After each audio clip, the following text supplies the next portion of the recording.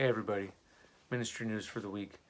Um, Last week I was able to translate for my dad, who was doing a meeting for Brazilians in YWAM and leaders from all over Brazil, and that was really cool. We did it in Portuguese.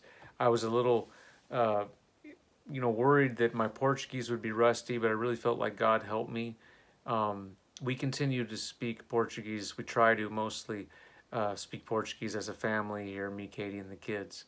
Um, but I'm also studying Spanish, and when I was translating, a lot of times I felt like the Spanish words, because it's very similar to Portuguese, would kind of confuse me. But I really felt like God gave me grace, and it really just awoke in my heart, the excitement about being able to teach more in Portuguese. I do have an invitation to teach at the end of this month that I'm preparing for. I'll be teaching for a couple days at a DTS in the south of Brazil. I'll be teaching via some online platform. I'm not sure what they're using, but I'm really excited about that. And and then also at the end of the year, we're hoping to do a trip to Brazil at the end of the year. So that was really exciting. Um, Me and Katie's live Instagram 1 hour talk this week was a question and answer time.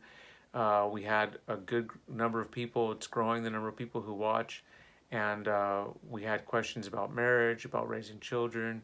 A lot of people in Brazil wanted to know about the whole police brutality crisis and the racial tensions here in America. It's very different in Brazil. I mean, they have their own version of class uh, divisions, but it's not as divided by race as it is here, and so in it's just very different in Brazil. Their whole colonization was much more kind of blended from the very beginning, whereas in America, for lots of different reasons, we ended up kind of more fragmented and tribal in our different groups.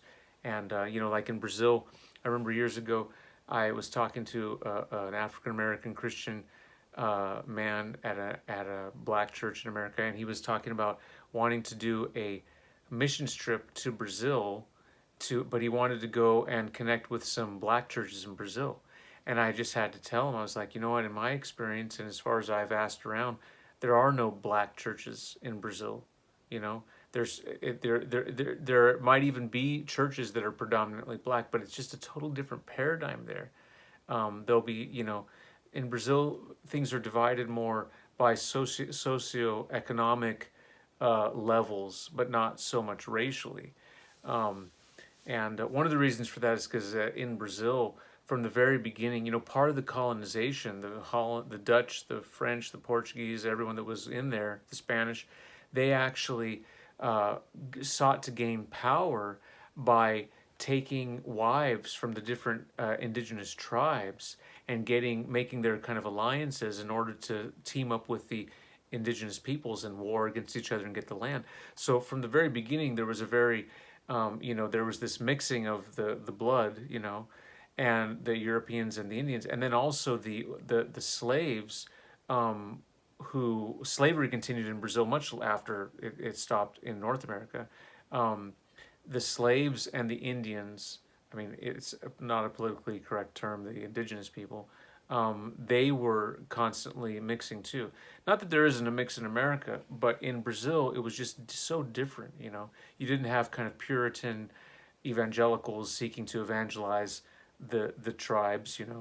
You had a little bit of the Jesuits doing that, but for the most part, in Brazil was just a huge cauldron of mixture, and so they even joke about racial differences in ways that we would never do that in America, in ways that would be very offensive.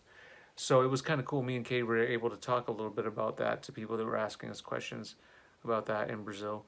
Um, and then also people were asking, just about how to deal with the economic crisis and COVID-19 and everything. So it was really cool, and we feel like it's interactive too. People ask questions, we follow up during the week, through social media, back and forth. It's really time consuming, but we really feel like this is something that God wants us to embrace in communication, and a way to disciple people. And another thing too, Katie is starting to have more and more clients, people who want to have one-on-one talks with her and counseling sessions. And these are things that Katie, at least up till this point, doesn't charge for.